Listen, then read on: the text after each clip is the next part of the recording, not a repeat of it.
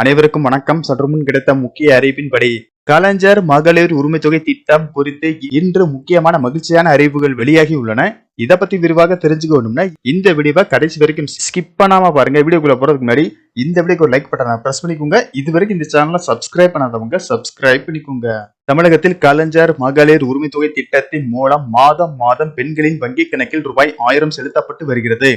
இந்த திட்டத்தின் மூலம் கோடிக்கணக்கான பெண்கள் பயன்பெற்று வருகின்றனர். இந்த திட்டத்தின் மூலம் வரும் பணத்தில் தங்களது தேவைகளை பூர்த்தி செய்து வருகின்றனர். இந்த நிலையில் கலைஞர் மகளிர் உரிமை தொகை திட்டத்திற்கு விண்ணப்பிக்காதவர்கள், நிராகரிக்கப்பட்டவர்கள் என பலர் மகளிர் உரிமை தொகை திட்டத்தில் விண்ணப்பிக்க தயாராக உள்ளனர். அது தொடர்பான அறிவிப்பை தமிழக அரசு வெளியிடாமல் இருந்த நிலையில் தேர்தல் நடத்தை விதிகள் அமலுக்கு வந்ததால் அறிவிப்பு வெளியாகவில்லை.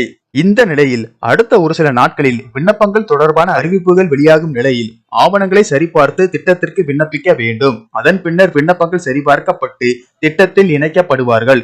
எனவே ஜூலை மாதம் மகளிர் உரிமை தொகைக்கான பணம் புதிதாக இணைய உள்ளவர்களுக்கும் வழங்கப்பட வாய்ப்பு உள்ளதாக கூறப்படுகிறது.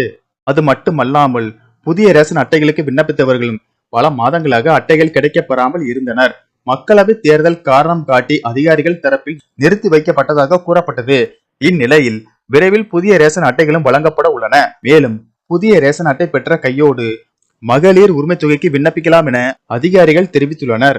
கலைஞர் மகளிர் உரிமை தொகை திட்டத்தில் கடந்த ஜனவரி மாதம் கூடுதல் பயனாளிகள் சேர்க்கப்பட்ட நிலையில் 90% மகளிருக்கு உரிமை தொகை சென்று சேர்ந்து விட்டது என்றும், தகுதியான ஒரு சிலர் விடுபட்டு இருந்தால் அந்த பட்டியலை மாவட்ட ஆட்சியரிடம் வழங்க திமுகவினருக்கு அமைச்சர் உதயநிதி ஸ்டாலின் அறிவுறுத்தி உள்ளார்.